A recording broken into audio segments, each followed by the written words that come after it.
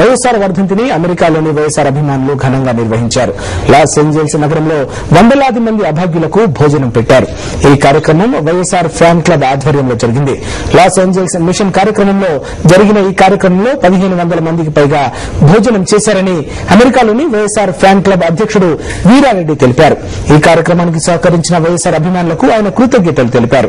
దక్షిణ California Telugu association అధ్యక్షులు Nageswararao, నాటా advisory council సభ్యుడు ధర్మారెడ్డి, రాజా కేశిరెడ్డి, మల్లిక్, సుధీర్, ఓబులమ్మ, వీరబాబు తదితరులు వైఎస్ఆర్ స్మారక సేవ కార్యక్రమంలో పాల్గొన్నారు.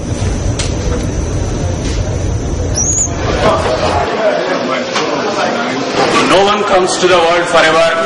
In this world of impermanence, very few people mark their impression in the minds and hearts of the people. There is no doubt our beloved YSR is one among them.